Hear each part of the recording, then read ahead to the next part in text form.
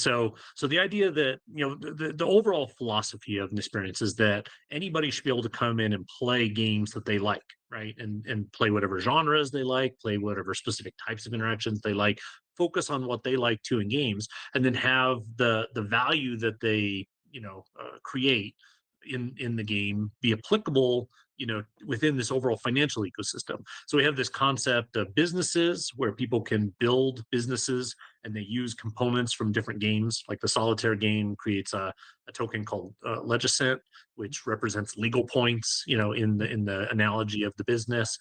We have Obstinate, which represents like marketing points, things like that.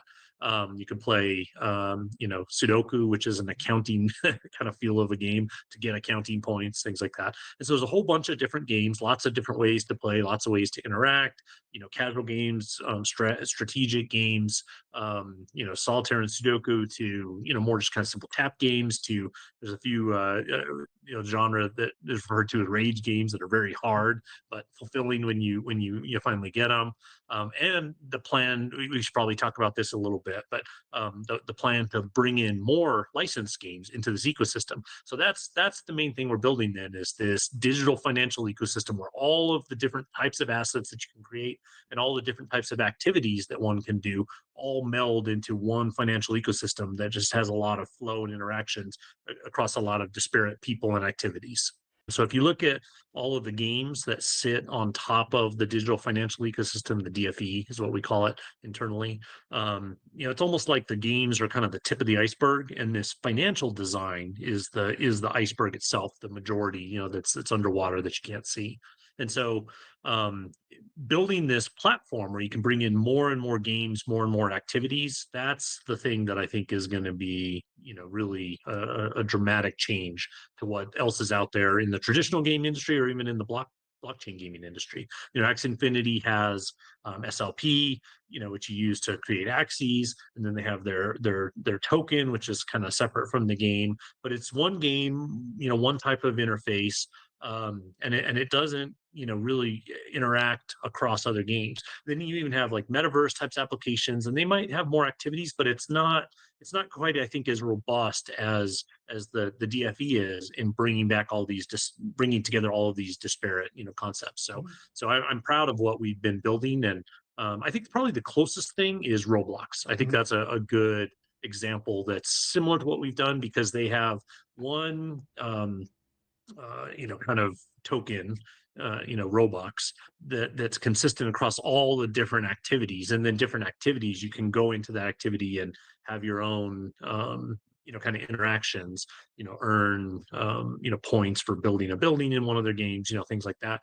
But I think we're taking even that another step further, where you really are emphasizing, having game, cross-platform, cross-interaction types of tokens that create a lot of flow in an ecosystem. So bigger games have publishers and developers, and the publisher owns the game. The publisher sells the assets in the game, and the publisher makes the upside. And if the game's a hit, the publisher makes all its money.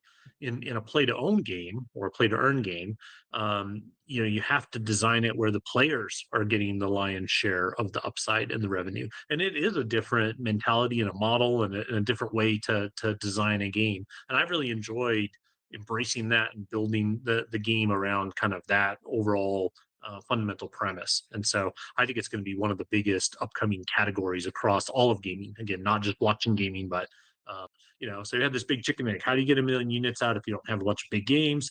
How do you get a bunch of big games if you don't have 1 million units out, right? And so, like any entrepreneur, I wish I knew then what I know now. It took me a couple years to develop that licensing model, but over time got to a point where I worked from small to medium to big publishers, and licensed games all the way up to, Tiger Woods Golf, Madden Football, NBA Live, Need for Speed, Mass Effect, Battlefield series, Half-Life 2, Left 4 Dead, Team Fortress 2, Dirt, Grid. Some of those are some of the biggest game franchises of all time. And we licensed those games, got full source access to them, and then we published over 100 games ourselves. And publish them for our platform. So I don't know of anybody else in the world that's done that. I don't know of anybody else that's licensed all the way up to kind of that level of game. And there was a little closet in Albuquerque, New Mexico, that had source code to all of these big publishers' games all sitting in the same spot. It was pretty neat. And so it was a good model. I learned a lot. I learned how to talk to publishers. So now, fast forward, we're coming out with the Nysperience game. We're building this digital financial ecosystem, and you're seeing that the biggest problem in the whole blockchain gaming space is just a lack of quality games.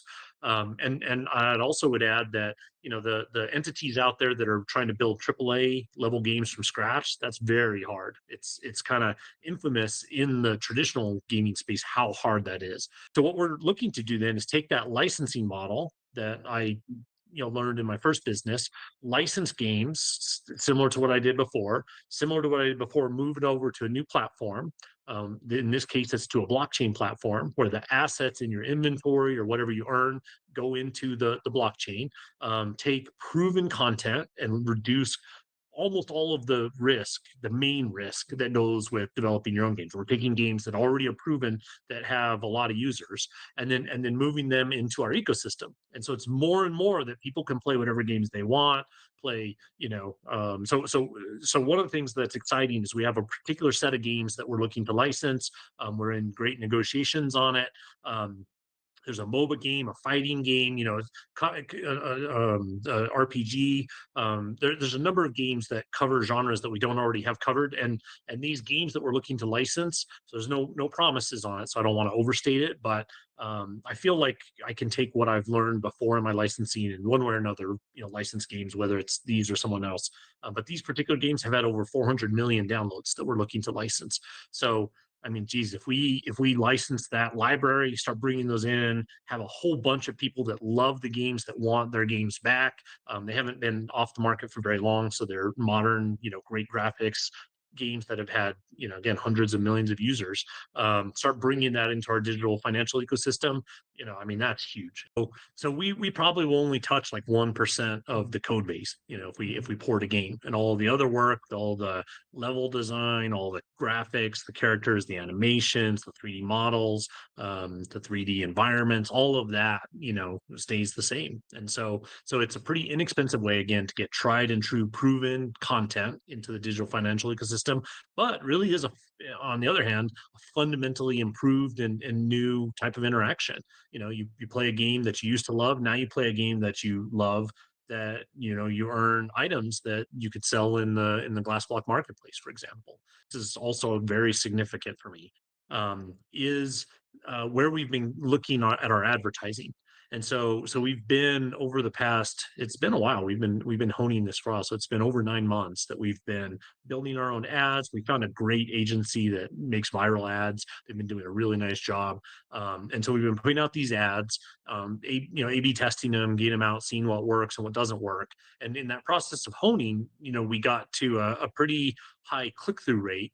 Um, we took a big effort to get onto mobile. I can describe that a little bit more, but just for the purpose of this story, we did a lot of work to get onto to mobile.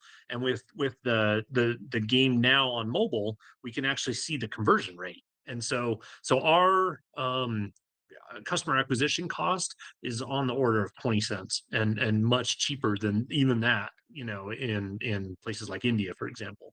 And so that's, I mean, that's somewhere between a tenth and a 30th of what you normally expect to pay for a customer acquisition cost. And it's very indicative of the demand for this type of interaction. The idea that you can play and earn items and be having fun, but also have your effort move towards something, and then put real effort into it, where it is admittedly more work, but you're doing something that you can actually earn, some real money off of.